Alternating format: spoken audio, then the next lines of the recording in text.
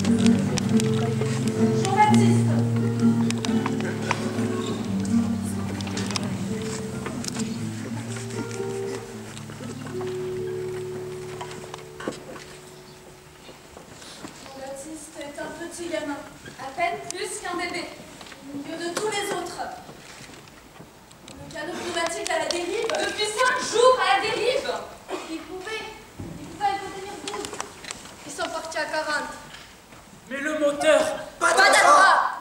Et alors à la dérive, ballotté dans le canot. Jean-Baptiste, regarde les plus âgés.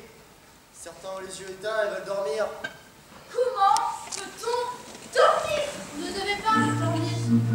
Avec l'eau qui nous allait jusqu'au nombril. Il ne veut pas dormir. Jean-Baptiste, résiste. Laissez-eux, ne résistez pas. Faisez les caïds au départ. Il n'y a que de l'eau tout autour. L'horizon, le ciel, lui aussi semble fait d'eau. Plus rien à manger, plus rien à boire.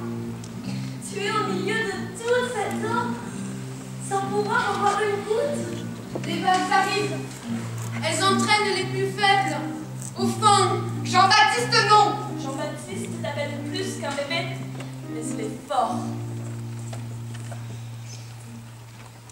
Sa maman l'a couvert de gris-gris et lui, à présent, les dévore. Il en a exprès pour ne pas se noyer.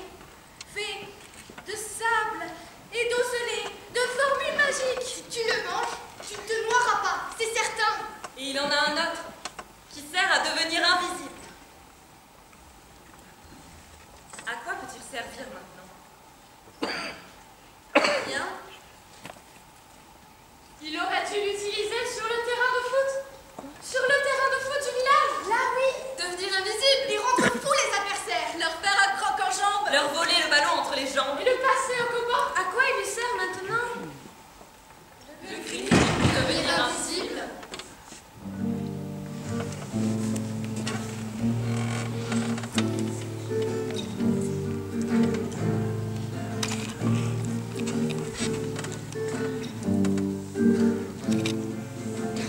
Le canot à la dérive.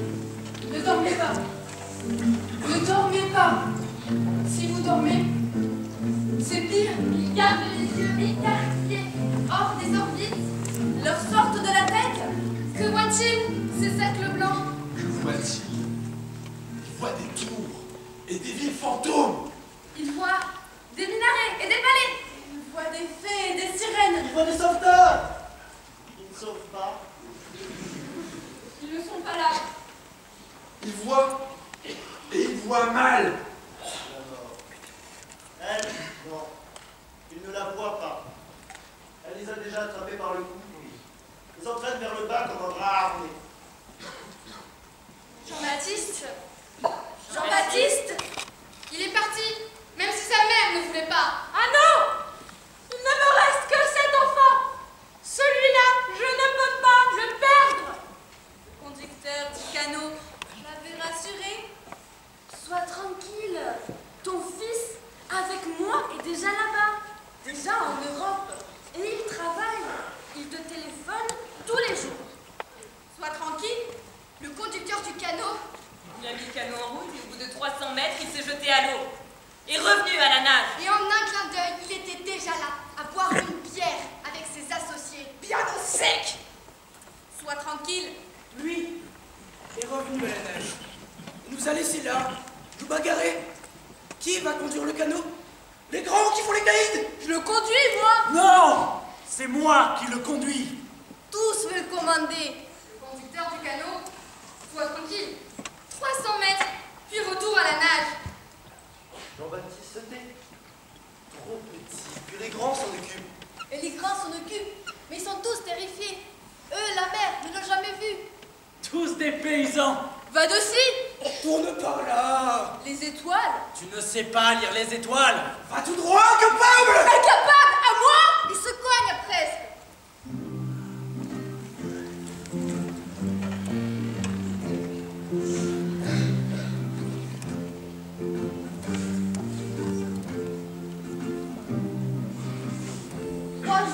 Passé à tourner en rond autour du même endroit jusqu'à ce que le moteur tourne en page centrale. 5 jours à la dérive. Jean-Baptiste, ne deviens pas fou. Pense à ta mère. Quand tu seras là-bas, tu l'appelleras tous les soirs. Je vais bien, maman. Je travaille.